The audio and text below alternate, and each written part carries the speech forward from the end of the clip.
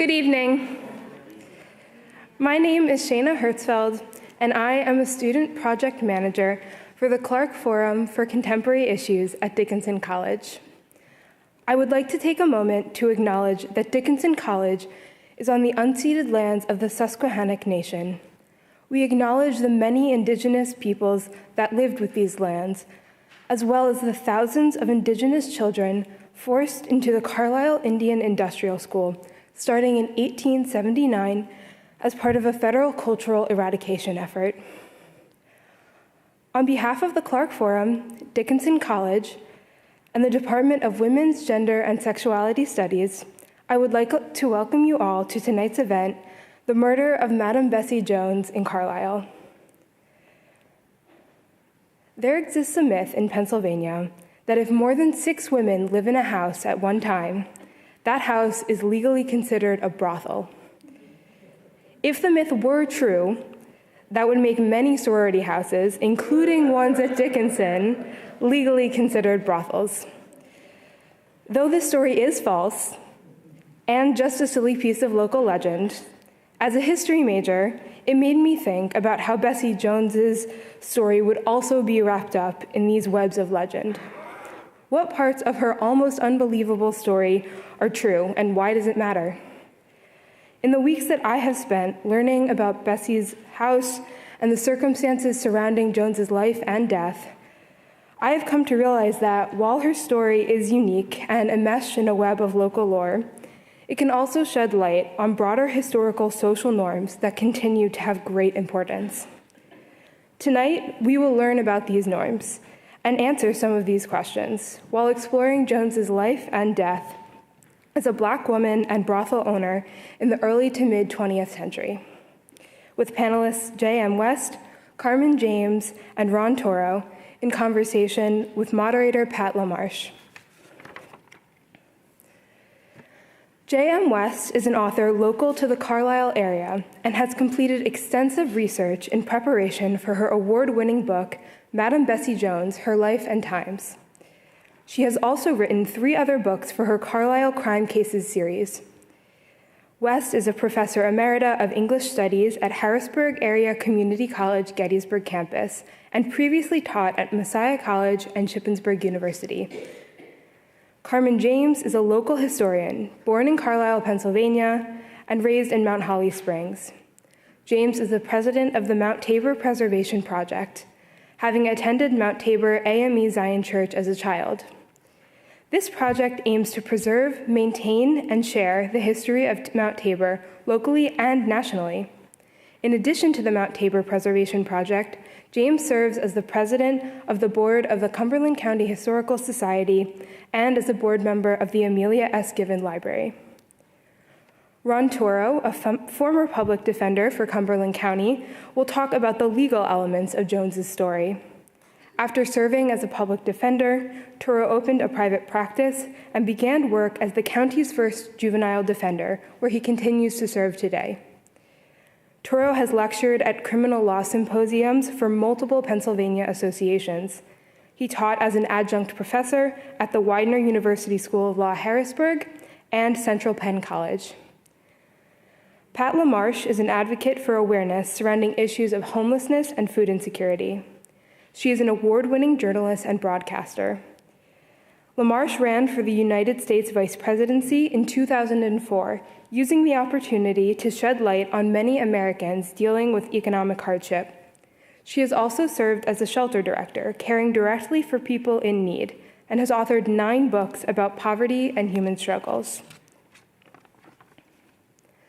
There will be a question and answer session immediately following the program, so please hold all questions until that time.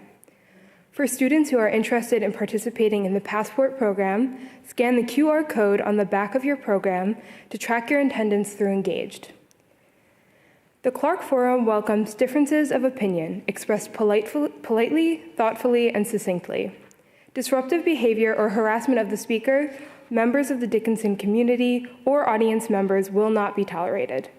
As a show of respect for our speakers and everyone in attendance, please stay until the end of the program, including the question and answer session. In the event of an emergency, please note that accessible exits are located on the west side of this building.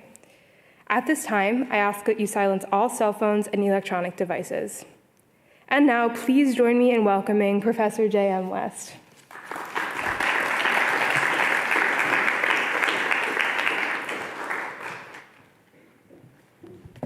Hello, everyone.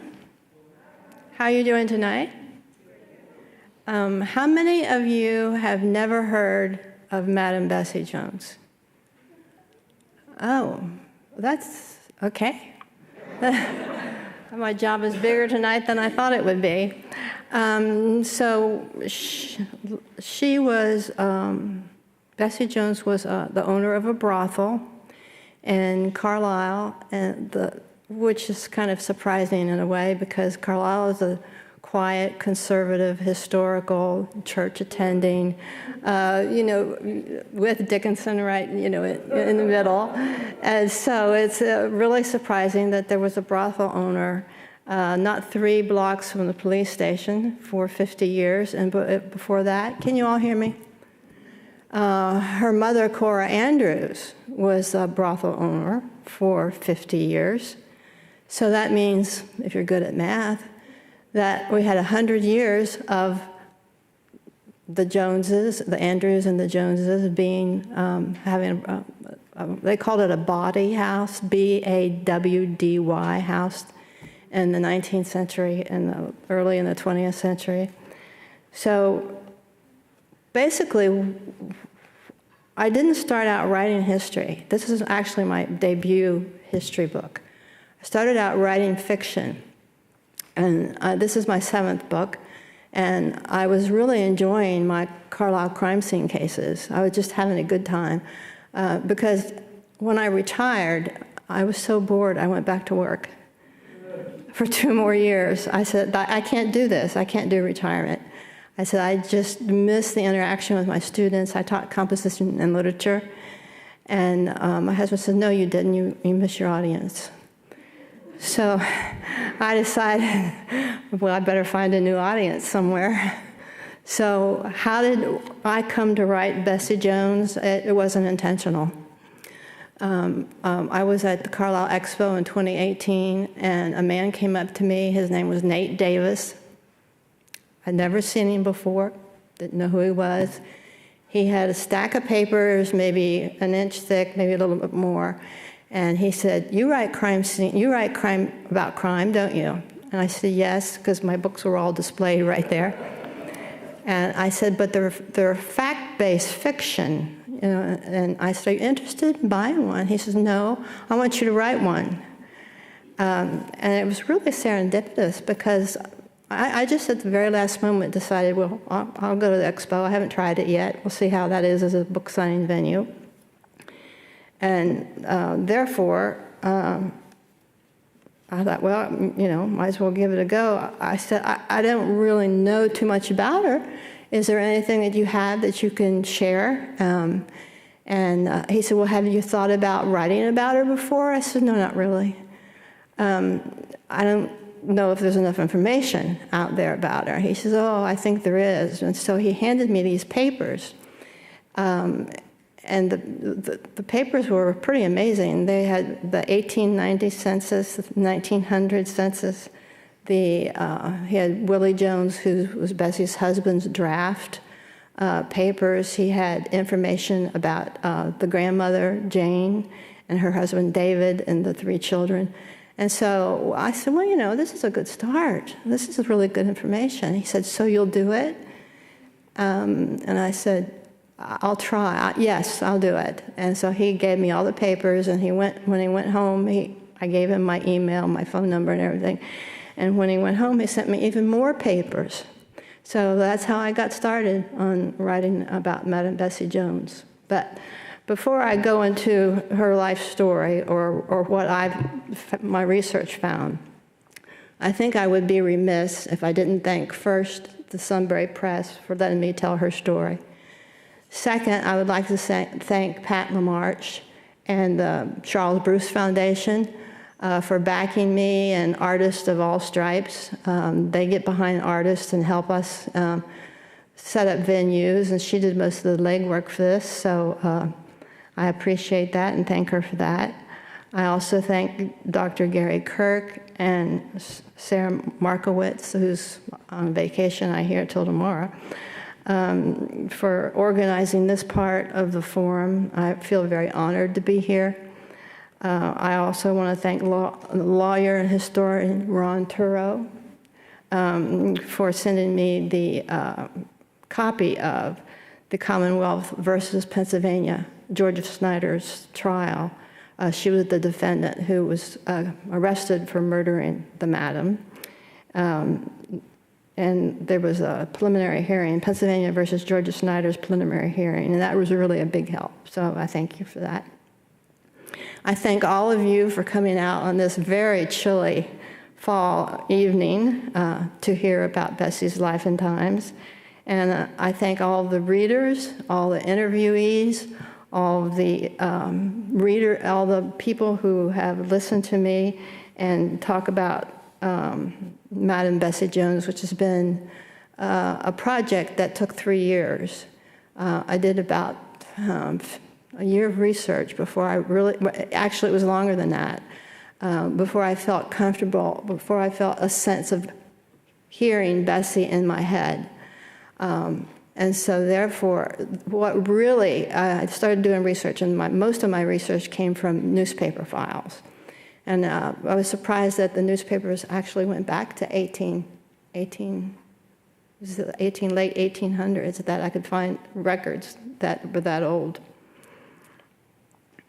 And then I started doing the research. I spent, I don't know how many hours at Cumberland County Historical Society. There was a very helpful librarian there named Rob Schwartz, who dug out pictures, and he found articles. And I lived there for a while, and most of the information came from newspapers, but I also had a number of people that I interviewed, and I need to look at my list, because being the age that I am, I tend to forget.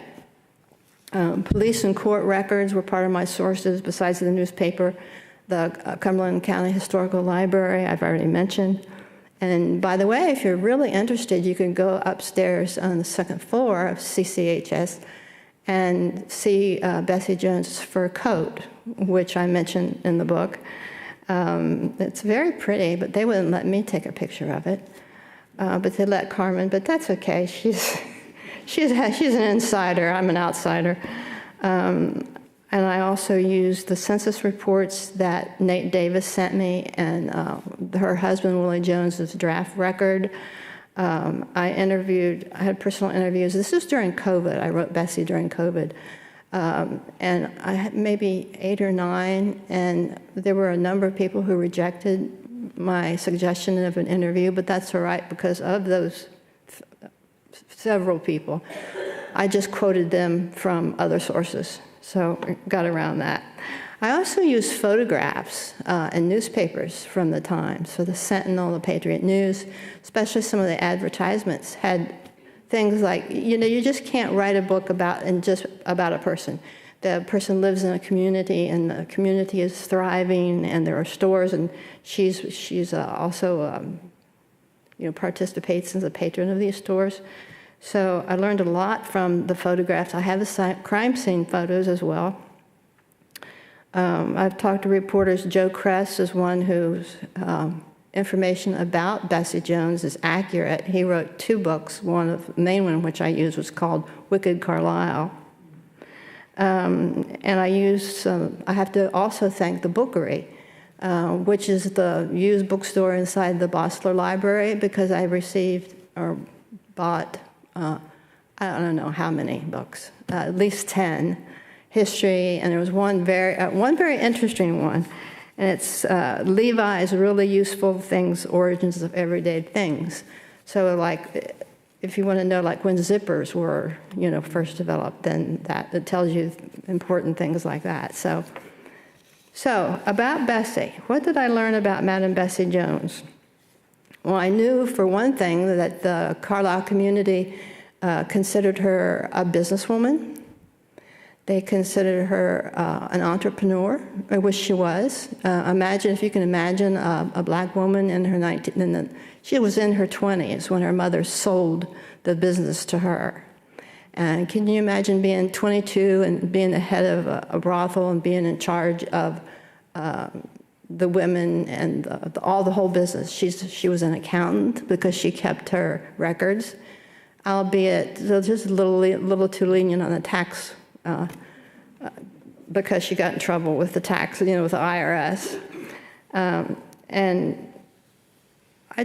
all the things that I learned about her, I think what I was surprised by, and this was through my research and in the texts and interviews that I did, I was really surprised by the fact that everybody had something positive to say. I didn't hear anything negative, although I read lots of negative information about what the community tried to do to either shut her mother down, Cora Andrews, or her down. But it really didn't work. So she continued to run her business, and my whole approach to Bessie Jones was because I didn't want to go into all the salacious details about a brothel or a whorehouse, or I think other people have covered that, either through gossip or books or newspaper articles. But I wasn't too sure how to approach it. So I did, while I was doing research, I really worked hard on thinking, well, what can I do that's different? How can I represent or show or portray or depict Bessie as a person? And then women's work. I thought about women's work. And what made me think about that was, are you familiar with Langston Hughes' Mother to Son? How many do not know that poem? Because I'm going to read it if you're not familiar with it. This is what gave me the impetus, or what gave me the idea to use work as the theme, as the central theme. And this is called Mother to Son by Langston Hughes. Well, son, I'll tell you, life for me ain't been no crystal stair. It's had tacks in it, and splinters, and boards torn up, and places with no carpet on the floor, bare. But at all times, eyes have been climbing, and sometimes going in the dark, where there ain't been no light. So boy, don't you turn your back. Don't sit down on those steps, because life's been kinder hard. Don't you fall now, for I'm telling you, honey, I'm still stumbling, I'm still climbing, for life for me ain't been no crystal stair. So I go, aha, that was my eureka moment, women's work. And the work she did, I couldn't have done. She did the work of two people, maybe three. And it was very different from a lot of the other brothels in that Bessie provided her girls with everything they needed. She bought their lingerie, she prepared their food, everything she paid for, the condoms, the vinegar, everything they needed was there, and she paid for it. And she was also, I learned, she was during the hard times, and she, from 1922 until her death in 1972, she did all that work.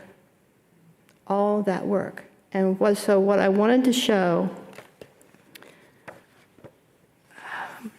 in the book, I'm going to share my thesis with you. My thesis will flesh out Miss Bessie's life and illustrate her contributions and success stem from a shrewd assessment of her environment, her status, and her situation. She operated an illegal brothel 3 blocks from the police station for 50 years, with only occasional raids, arrests, fines and a protracted sentence in the Muncie State Prison. So to me, that's pretty amazing.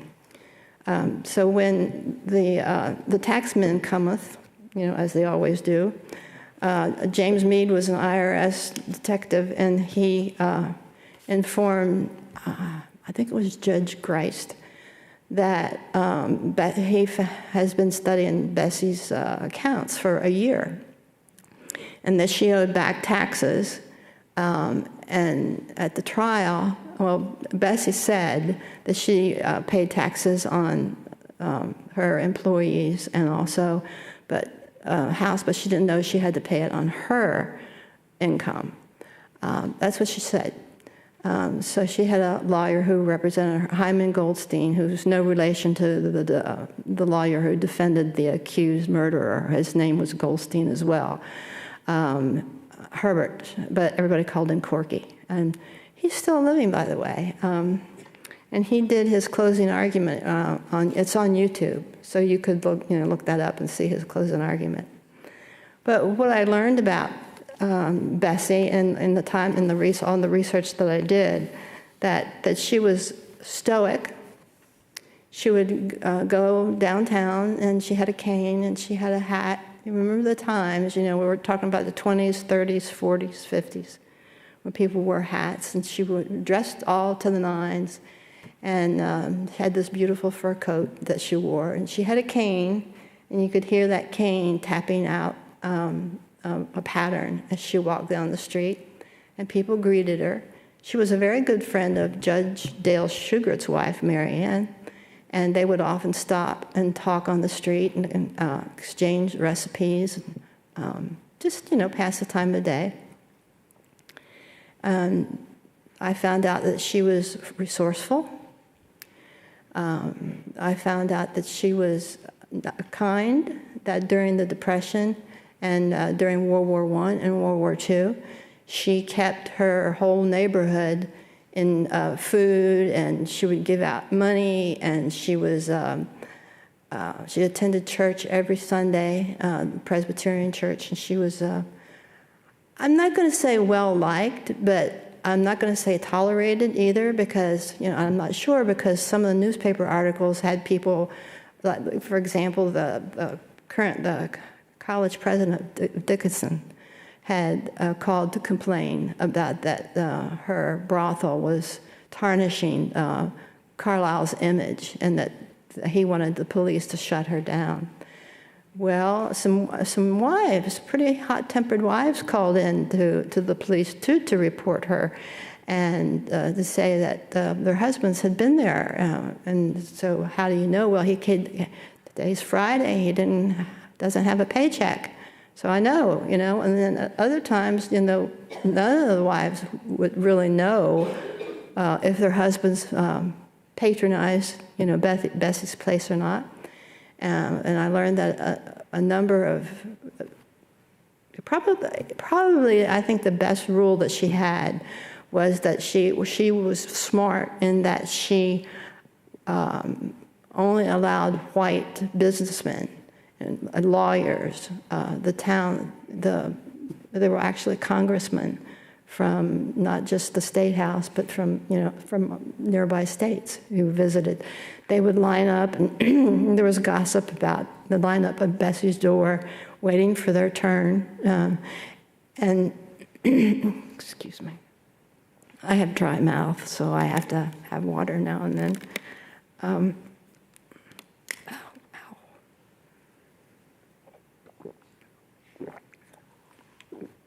But I'm not sure that I succeeded in doing what I set out to do. My readers will tell me, whether I did or not. But I found her personality very different than what I had heard before I started doing research. She would go to the market every week, and she would buy flowers, and she would take her girls out, and she had rules. She didn't want them to go out alone, and one of them complained about it, and this was actually in a newspaper article, and said, well, this is ridiculous. She has too many rules. And then the other girl said, well, no, the rules protect us. You know, I think that she doesn't want us to get, you know, involved with the local citizens or get to a fight or argument. And so she did have rules. She did expect them to get a physical once a year and be tested.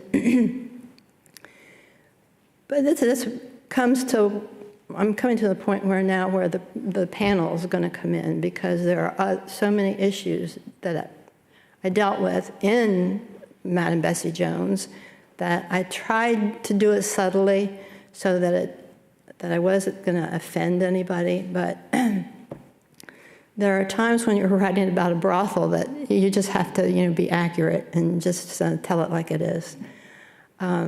So the way that, I don't really want to tell them about the conclusion, because I think that would ruin the story if you haven't read it yet. But I'm also working on another project, which is another history book, actually. I hope I haven't left my detectives, you know, off in a corner to gather cobwebs somewhere, because I'd like to return to fiction, which brings up another subject altogether. I've heard writers say, or readers say, I don't write fiction. I don't read fiction. You know, fiction's made up.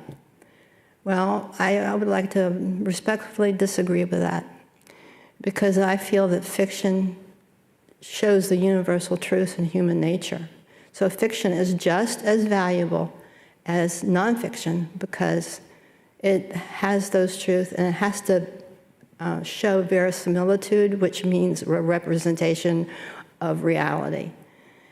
But the difference being, fiction is made up and history is not. History is buried in the bones. History is such a deep part of Carlisle, and history is, it's just a subject. I was fascinated, because I'm originally from Cincinnati, and I was really fascinated when I moved here of the interest in history. And I must say that my interest in history has grown since, you know, living here for the past 40 years. So that's about all I have time for, because I don't want to give away any spoilers for the book, because I think the book's pretty good too. This is the first time in my life I've ever received an award for anything. So I'm just so excited about that. I'm just really love any chance to talk about Bessie that I can. But now I think we are supposed to start the panel. Pat, where are you? Sure, right here. Okay. Thank you.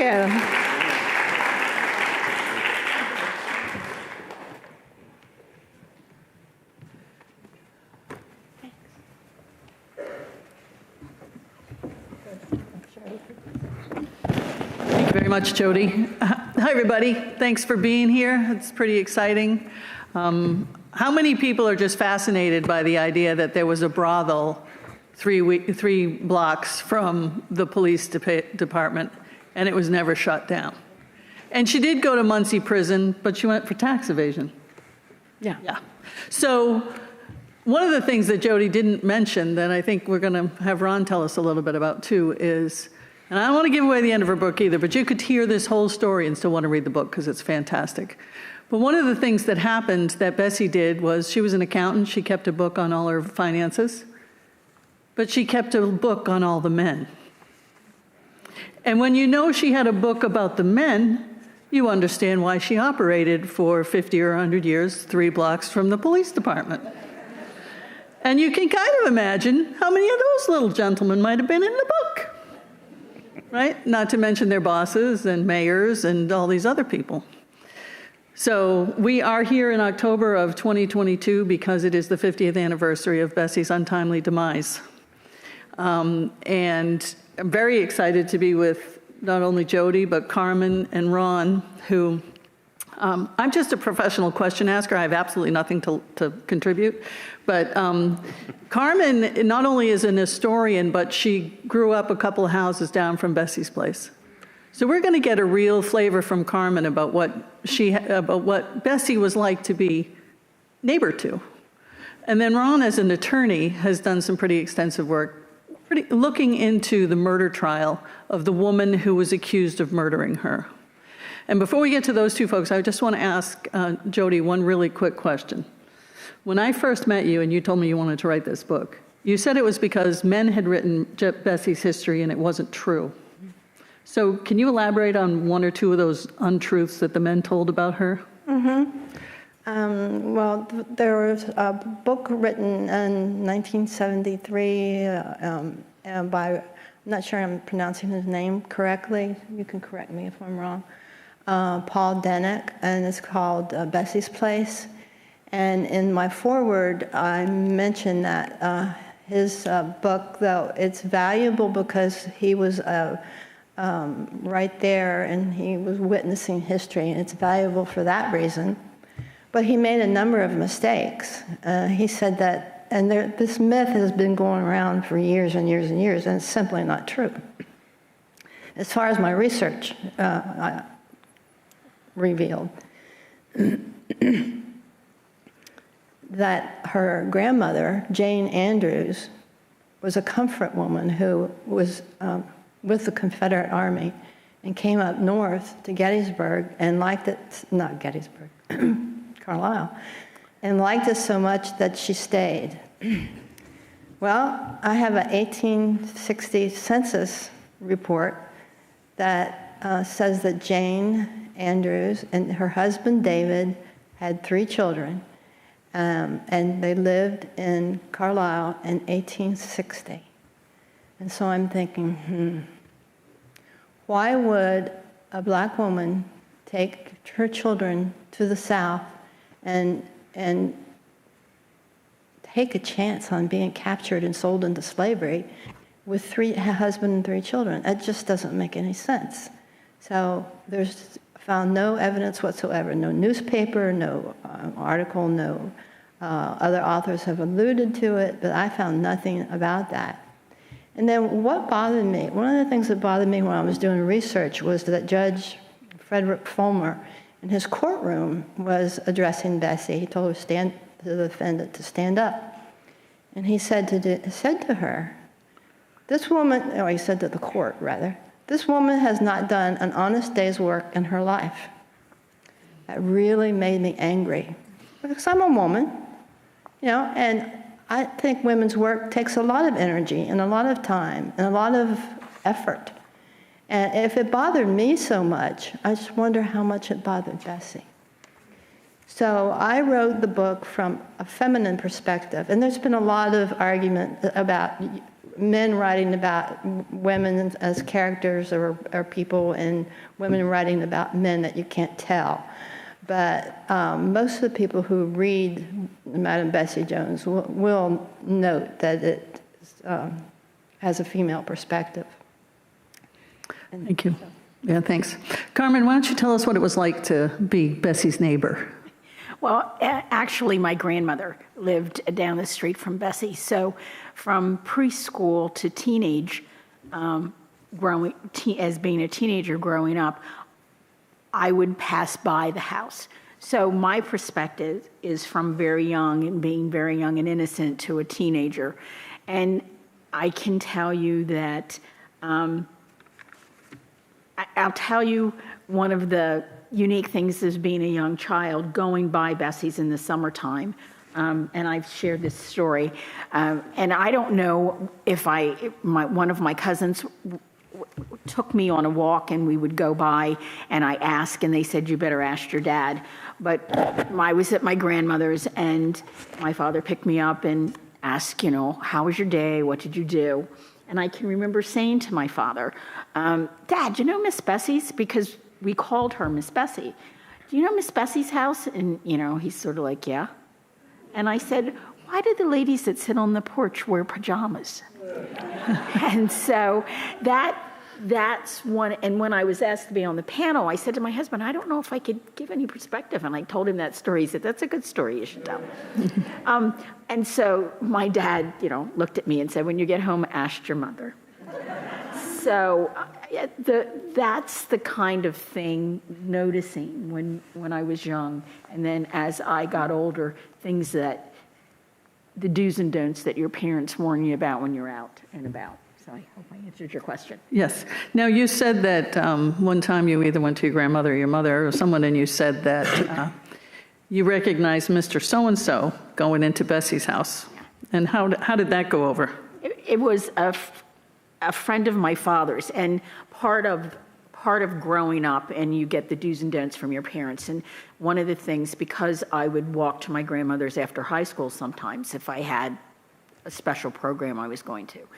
And one of the things that my mother talked to me about was, don't talk to any men. If you go by Miss Bessie's, don't talk to any men. And if you see anybody definitely do not speak. So at one particular point in time, I was on my way home, and I did see a friend of my father's. So I went home, good old mom's still there, and I told her who I saw. And the thing that she said to me was, don't tell whatever the wife's name was. And I can't even remember the person. My mother's just died this year in May, and it's like, I can't even go back and say, Ma, who was that? But that was just something that going by the house, you were given do's and don'ts of what to do. I'm sorry for the loss of your mom. Yeah. So this is really fascinating to me, that there was a community-wide protection of the men, right? It wasn't just the cops not arresting her or just the cops not busting it open, but a community-wide cover for any guy that went in there, possibly on the guise of caring about the wives, although I don't know about any other wives in here, but I might have wanted to know, right? So was there ever a time when you lived in proximity, or that I remember you said that you were in college, I think, when she died, when she was murdered, or high school? I had actually left. I left the area in 1969. She died in 1972. 72, yeah. So right up until that time, there was this constant protection of not only what she was doing, but of what the men were doing as well.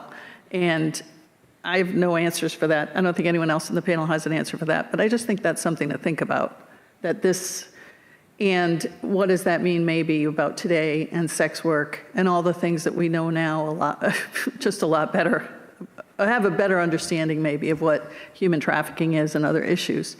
What does it say that everybody was in collusion to protect this operation? So do you remember seeing her? Was she the one who gave you the fruit and the?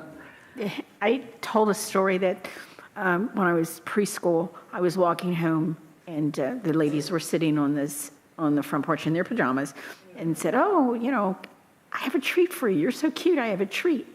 And they brought out an orange and candy, which was verified in the book. It reaffirmed my memory. I'm like, oh yeah, they talked in the book about the oranges and the candy. And it was in the summer. So oranges for me in the summer, we had them at Christmas, but in the summer was a real treat. So I took the candy and the orange home, and my grandmother was not happy. First thing is, did you go in that house? And I'm like, no, I didn't. But I will tell you, Miss Bessie was there and said, because she went in and got the orange, the young lady went in and got the orange and brought it out. Miss Bessie came to the door to see what she was doing and said, don't bother that girl. I don't want her grandmother coming up and raising Cain. So I remember her from that. I also remember walking by, and she would be standing at the front door. The front door would be open in the summer. I noticed that, with very stoic, not. You said she never smiled. She didn't smile. The ladies that sat on the front porch were always, when I walked by, hi, cutie, or something like that, and very friendly. She was very stoic, not mean or anything, but it was business. It was business. So there's one other criminal thing that happens in the book that, then I'm going to turn to our criminal expert in just a minute. But one other criminal thing that happened in the book was that Bessie would get robbed, right? She had a lot of cash. There was a lot of business going on there, and she'd get robbed. And one of the things I really enjoy about this book is Jodi takes actual words said by Bessie, either in court accounts or in newspaper accounts and then turns them into the story they came from. So the quotations are real, and she sets them in the place where they came from. And that's a really great way to read a history book, I think. But some guys broke in, and she was making soup, which she fed her girls, and she scalded them. Heard them first. She heard them. They were trying to break in. And then they did break in, and there's two. Just imagine, here you are, you're in here cooking, in your kitchen, and you can hear the door thumping and the screen, the knife cutting through the screen, and she said she was afraid. She called the police, and he said, ma'am, do you have anything of value there? And she said, or, any money or anything. He's, young man, I'm Bessie Jones. People knew that she had money there, because after her run-in with James Meade, remember the IRS agent, she started keeping her money at home and quit taking it to the bank. So they came in to rob her, and they said, give us your money. We want your money, And so she just takes the soup and just throws it. Oh, so sorry, Mike. And she just throws it on them. And then the police, by that time the police come and arrest them. And then they go to trial. So she was more a victim of potential crime than, according to the community that was protecting her and all the men, a perpetrator of crime, right? So, Ron, fast forward to 1972, she's murdered brutally. The crime scene photos are ghastly. Tell us a little about the murder and the subsequent arrest of her worker. Okay, well, the police were called to the house October 1st, 1972, and they found Bessie was bound and gagged in her bed, had been stabbed 3 times. One of them cut, I believe, the aorta, and she died, and there was blood everywhere. It was a pretty nasty, grisly scene. Ironically, one of the first and only black police officers in Carlisle, Roosevelt Wilson, arrived, and he found the murder weapon. And that became critical in the trial later on. Not too long after that, a young pregnant white prostitute who worked at Bessie's house, Georgia Snyder, or Georgianne Snyder, different names, different places, was arrested on the Pennsylvania Turnpike going towards Pittsburgh, and when she was stopped and arrested, they found over $3,000 stuffed in her clothing. She was brought back and charged with the murder, and the police and the prosecutors felt fairly strongly that this was the person that did it. She had motive, she had money, she knew the inner workings of Bessie's house, obviously, as an employee, and obviously money made motive. She was originally charged with robbery, and then they subsequently added the murder charge to her. She hired a young upcoming attorney by the name of Corky Goldstein, who, as mentioned, is still alive. And he and I have had extensive conversations about that case. One of the sordid details is that she didn't have, the money that she had obviously was confiscated, so she had no money to pay him. And so she offered him sexual favors, which he tells me he refused. I don't know. One of the most interesting things, though, that happened in this whole investigation and trial of Georgia was that Georgia, being a relatively smart woman herself, knew that one of the most valuable things in that house, not just the cash, and there, at various times, and I think you mentioned in your book, I mean, Bessie had hundreds of thousands of dollars at times in cash. And when you think about that back in the 60s and 70s and 50s, we're talking a ton of money. But anyway, the most important thing she had were the log books. She kept a log of every man that came in, his name, how much he paid, when he came, and most importantly, his particular sexual appetites. And Georgia grabbed those books on her way out, and they ended up being given to Corky Goldstein, who at one point actually offered them to the prosecutor. The prosecutor was Harold Shealy, who became the president judge of Cumberland County some years back.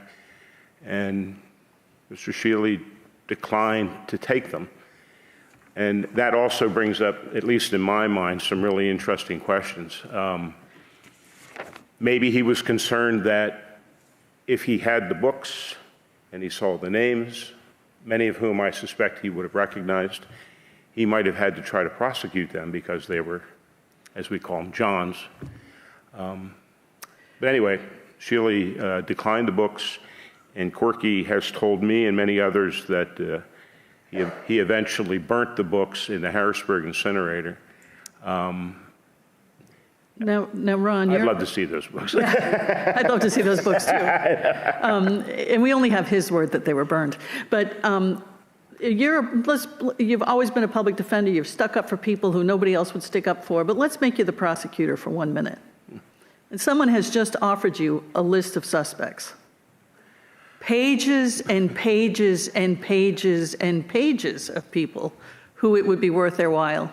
Oh, I would have taken those books in a heartbeat. It would have been interesting reading, if nothing else. But no, I mean, you're right, because, and that was brought up by many people, that, the guys that were there would want anonymity, and if they knew that their names were in a book, maybe you want to, dispatch the person that was tracking this stuff and could actually testify against you. I mean, I guess if push came to shove, Bessie could be forced to testify against some of the guys that came in. But I agree with you. I would have taken them. So in the end, why was Georgia, or Georgianne, why was she found not guilty? What was the motivation of the jury? Or well, I don't know that I could say the motivation, but what I can say is, again, in talking to Corky and looking at the facts and the evidence, two things stuck out to me as a defense lawyer that ended up being, I think, critical in the defense of Georgia. And one was the knife that was found. They never had any prints from Georgia. So here's a knife, here's the murder weapon, her prints aren't on it. Now, one would have to presume, therefore, that if she was the murderer, that she wiped them clean or did whatever. But I think the single most critical piece of evidence that helped her to be acquitted was that when they caught her, and the theory was she left immediately from the house, got in a cab, and was on her way to Pittsburgh. So she was sort of caught, in hot pursuit. There was no blood in her clothes. And when you look at the murder scene pictures, as you have, whoever did this had blood on their clothes. And Corky made a very strong point about that. Now, obviously, back in '72, we weren't using DNA or particularly sophisticated forensics. But I don't subscribe to the jury some sort of political or sexual motivation. The jury was all white people, I think 50-50, men and women. And I think that they followed the law that Judge Sugar gave them. That was, if the Commonwealth can't prove their case beyond a reasonable doubt, there's only one verdict, and that's not guilty. And I think the jury correctly found Georgia not guilty. To this day, the prosecutors in our county, right here, still believe she was the actual murderer, but obviously they're not going to try to retry the case. It's too old at this point, and they believe that the person got off that did it. I disagree with them. I don't think she did it. And there's a lot of other theories, as you know. One of the theories is that the syndicate came in because they wanted to move into the business and she was in the way. It certainly is very plausible that somebody just took advantage of a situation where an elderly black woman with lots of money was in the house, and she was a great target to steal money from. And again, dispatch her, because she probably couldn't have fought very hard about it. So we'll never know. Georgia contends, right, that she discovered her dead and just grabbed the money and grabbed the books and ran.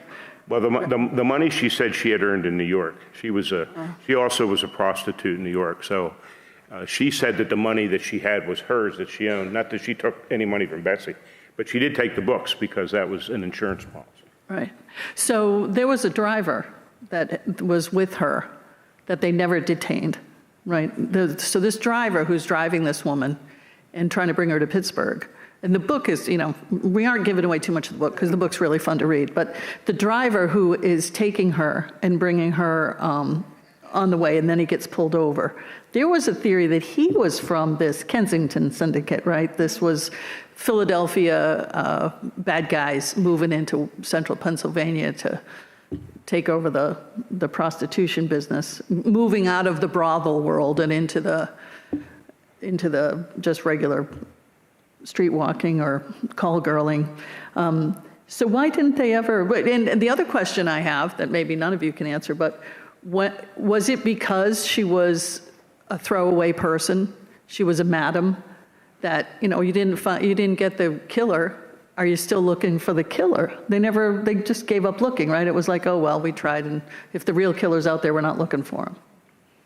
I don't think, like I said, I mean, you're right, you're absolutely right, but that happens in a lot of cases. The investigation was not finally done. It was, and this happens in a lot of criminal cases where the initial reaction of police is, we got the bad guy, we don't have to look anymore. One of our jobs as defense attorneys is to say, no, we got to really take a deeper dive into this and take a look at it. But again, Skip Ebert, who was our most recent district attorney and also judge, was quoted as saying, we're not going to retry this case. We think the murder got off. If somebody came in with something dramatic and said, hey, guess what, here it is. Okay, we'll take a look at it, but I don't think that's going to happen, not 50 years hence. Did anyone ever toy with the idea? Now, once this property was in Corky Goldstein's hands, it was legally okay for him to burn the books? The prosecutor didn't want to see the books. We discussed that. I mean, that's exactly. They knew of it. I think they were scared of it. And I think that a lot of people thought that Corky, being quirky, could reveal names. And he could have. I mean, there would have been nothing stopping him from saying, here's, go to, the press would have eaten that alive. They'd love that. But he said he never did. He didn't want to hurt any people. And so he never revealed any of the names that were in the book. I tried to get him I would have gotten him drunk if it would have worked. I would have done anything because it would have been fascinating. Because there's rumors of people whose names I would have known as an attorney in Carlisle for many years. But well, you can imagine that if for 50 years a business operated, there were some names in that book you would have recognized. Yeah, the district attorney broke an Asian brothel outside of Carlisle a couple years back, and they also had names. Business guys using their credit cards. That was amazing to me. And one of the prosecutors said, hey, Ron, your name's in that book. I said, no, I don't think so. I would use a fake name anyway. One just real quick aside, one other interesting part about this. I was drawn to this case as much as anything because in the history of Cumberland County, we've had, I can count on one hand how many complete acquittals we've had in homicide cases. Usually when they bring homicide charges, it's less of a whodunit than there might be mental health issues, drug issues, passion stuff, but it's rarely a whodunit. This one was, and this one was acquitted. That's very unusual. Judge Shugart, I'm sure, who presided over the trial and who was our president judge from 1948 to 1986, was shocked. I mean, he was, honestly, I think he probably was pissed. And so Georgia did something really stupid. While she was incarcerated in Cumberland County Prison waiting for trial, she actually escaped. And she escaped in fashion that I guess she would know. She convinced one of the guards to leave the door open if she provided sexual favors to him. She did, he did, she escaped, she was caught in minutes. And after she was acquitted in the homicide case, she pled guilty to a count of escape. And Judge Shugart sent her to the state penitentiary for 1 to 4 years for being outside for about 5 minutes. That was sort of his pound of flesh. Yeah. Well, so what we want to do is, there are many young people in the audience who, I don't know about, just to put in perspective the time period we're thinking about. There was a United States president 10 years before this who had an affair with Marilyn Monroe and nobody talked about it. Yeah. Right? I mean, the way things, this was not, I mean, if you lived through this time period and then you heard about Me Too, you would have been shocked, right? Because for 30 million years, we've just protected all of this stuff as private. And so it's not really that big a surprise when you think about the way the system protected, especially men, that this was happening at the time. But if you have questions, we're going to open it up to audience questions now. And we also have a few people in here that look as though they might have memories or recollections or stories their parents told them. And we'd love it, or if anyone wants to mention that, they were there.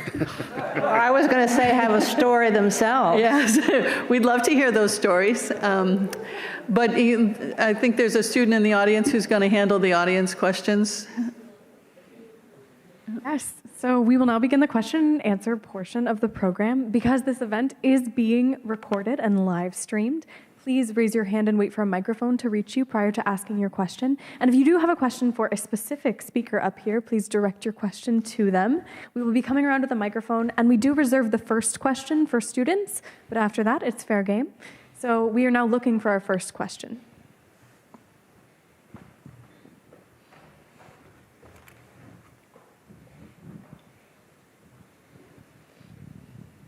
Hello, and thank you guys for coming to Dickinson. This was super interesting. So I was wondering if you could tell us a little bit about the actual employees of the house. Were they local girls? Were they was there any kind of trafficking or coercion, or was it more of I would just like to know a little more about them. No, they weren't local, and no, they weren't coerced.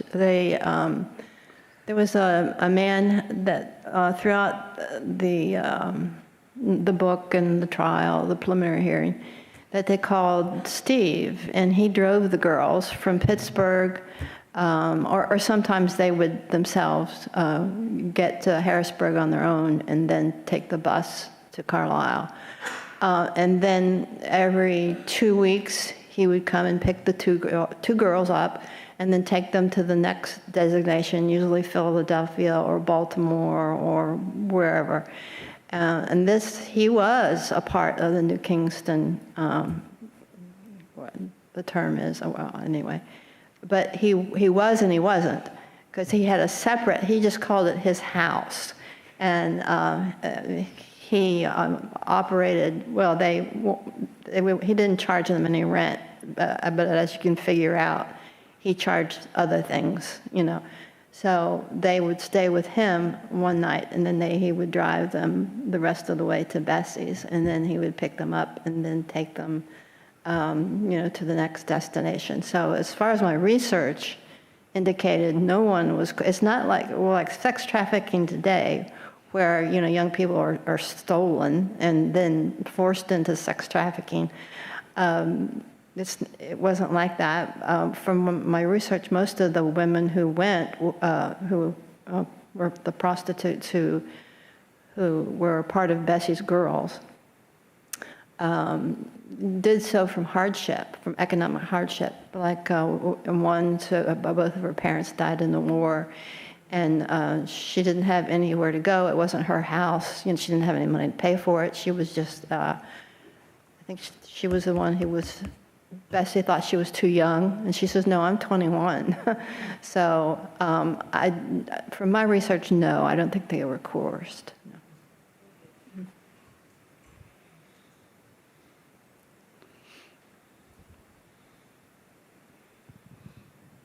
Were the majority of Bessie's gals African American, or were they of all different backgrounds? They were both white and black. The two that were working when she was killed, one was black and one was white. Mm-hmm. And apparently some of the customers would specifically ask for a girl of a particular race. Mm-hmm.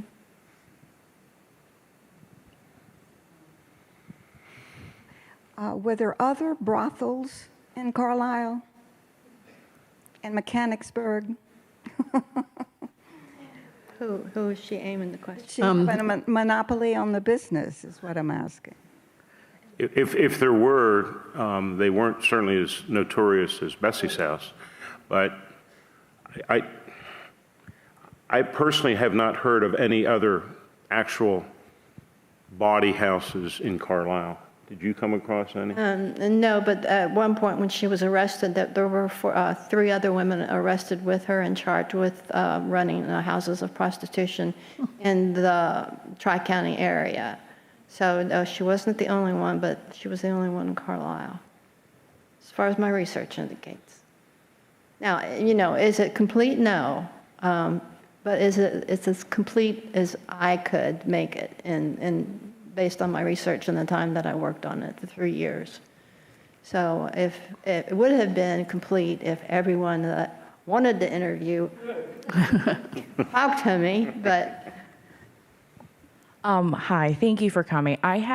So I know you mentioned that, I guess the demographic of the people who were working for Bessie are female identify and from various backgrounds. I just wonder if there's any male identify individuals who were employed by her, and considering the fact that, at the time with the anti-sodomy law and the anti-miscegenation, in that kind of, the complex web of race, sexuality, sex, and politics, like how do you I just want to hear your thoughts on that. Like how did you ever touch on that aspect of laws and that navigation of hers in your book? And what are your thoughts on that, if that makes sense? I don't know if that question comes.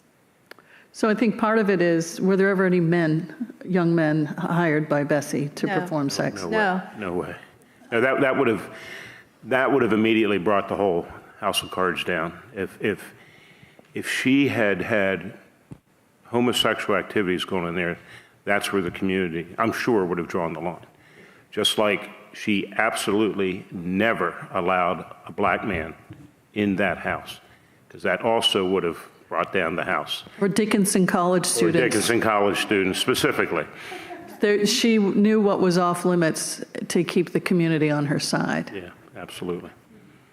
Now, let me just add that that was one difference between Cora. Cora was her mother. Her mother had allowed frat boys in, and also students from the Carlisle Indian Industrial School. And Bessie said, that's why she said she's changing the rules. She said, we're not having any students allowed in, period, because they were arrested for that. And the judge made a comment about that. And so Bessie decided that she wasn't going that route. I think the other thing that's fascinating is that Bessie was married. This was a married woman's profession. She was doing her job, and she had a relationship of her own. And yeah, I still can't get my mind around how this all happened. Her marriage actually might answer part of my question, but I was just going to ask if there was a legitimate business front that she had for her earnings, or just when you were talking about the IRS aspect of how that had not been caught before, if she's raking in a ton of unlaundered money, and I was just wondering what her process was there, whether she had a legitimate business front that she filtered that through.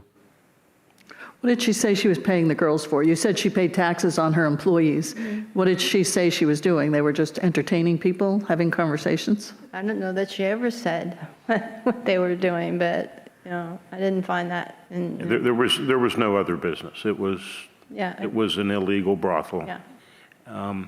And ironically, like some of the great gangsters of Prohibition era, what brought them down was failure to pay taxes. Who was the gangster? Al Capone. Yeah, Al Capone ended up going to federal penitentiary because he didn't pay taxes. But that brings up another issue, which is syphilis. which Al Capone had. Yeah, that makes sense. Right? So when you think of, and the reading I did to prepare for tonight, even though was that many times brothels, in what I read, were looked the other way because at least the women were, for the most part, kept clean. And prior to 1932, when there was no penicillin, especially World War I, there was a great concern that boys who went to war were going to come home and bring home a whole pile of presents to their families. So brothels were almost approved of because the women were kept clean in what I was reading. So, but I mean, she had to keep these women healthy, you know. But one of the ways that she did that is all customers were required to wear condoms. So it wasn't just that the women were clean, but the prostitutes would actually, not getting salacious, but they cleaned the guys, and you had to wear a condom. And if you didn't have your own, you bought one. So that was part of the rules. I think one of the things when I read the book that I was surprised at was the fact that she served liquor and they would pay her. And I seem to think that that was more illegal than the actual prostitution part, that it seemed like we're shutting you down, and one of the reasons was also because you were selling liquor. And Without a license. And I thought that was, to me, I couldn't, there's no balance to me in the right and wrong of things, but it seemed to be one of the issues, which I couldn't, if I hadn't read the book, I wouldn't have even thought of that.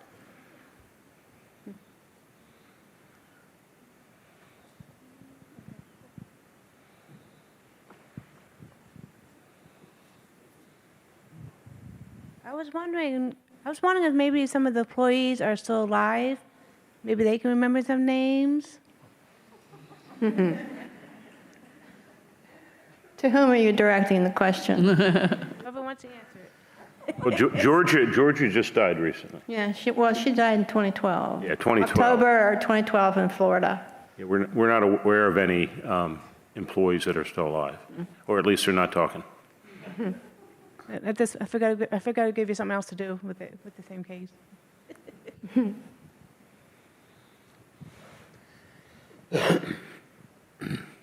Okay, we have time for one more question. I saw your hand. This gentleman over here, too, had a question. I don't know. Hi. I was just wondering if you knew anything about, like, the wages for, like, her employers, or, like, if it was just, like, food and, like, room and board, or did they get, like, money, like, paid? Yeah, she provided room and board, and she also, they had a 50-50 agreement. So let's just say 69, they charged $20. The girls would get 10, and Bessie would get 10. So, did I answer your question? And Georgia, I think at one point, had told Corky that she might turn 10, 12 tricks in a day. And, you know, $100 a day back in the 60s and 70s was quite a piece of change. I haven't done the calculations. Like I said, she was found with $3,000 on her, almost $4,000. That's a lot of money. And I think at one point the feds found $60,000 in Bessie's house. Or more, was it more? Well, it was $53,000 in the pink pillowcase hidden in her closet, and there was more in the downstairs chest that she kept locked. Yes. And at one point, the judge that I mentioned earlier, Frederick Fulmer, he said anyone who can amass $200,000, is no neophyte, no financial neophyte. I think he had a pretty good point there, because what she earned in today's money would be $1.3 million. I just have a quick question. Does anyone in the room, or Ron, I don't know how long you've been in Carlisle, but does anyone know when they tore her house down and why? Redevelopment. Yeah. That's what they called it. It was redevelopment. There's nothing there, though. It would have been in the 80s. Yeah, it's apartment. Well, it was Yeah. Right. Yeah. I think it was, not North Hanover Grill. It's in the alley between what was the Bible bookstore and Domino's Pizza. That's where it was. I think there should be a plaque there. There's the Hachi Dog plaque. It just seems The as old though... well pump. Yeah, the pump. I think there needs to be a plaque there for a woman who struggled and survived for decades. Well, one gentleman had a question. There was one. You said it, John. There was another question. I was just going to add a point about the demise of the house. My understanding was that there was an attempt by some people to try to keep that business going after Bessie had died, and but it probably wasn't that successful. And then ultimately there was a fire, and the house was condemned, and then it was ultimately just razed, and the parking lot's there today. You would know better than us. You reported on it, didn't you? Well, I wasn't a reporter then. Okay. Yeah, they were actually two separate incidents. The fire was started by her cleaning maid, who was also related to her. And she started the fire. She said she was drunk and she didn't mean it, and she was just in the house, and she just started. And that was when Madam Bessie was in Muncie's ladies' prison, and so the police who came, asked her. And I forget the name of the policeman, but he's Still, I think his name was. He said, "This sounds fishy to me," and so he went down to 24 East Locust Street and arrested a friend of the nephew. So those are really two separate incidences you're talking about. Yeah, I've only heard about that peripherally, but then maybe there was a second fire after Bessie's death that really led to the condemnation of the house. I don't see. But anyway. I'm not sure. And with that, we are out of time. Thank you all so much for your questions, and please join me in giving a huge round of applause to our speakers today.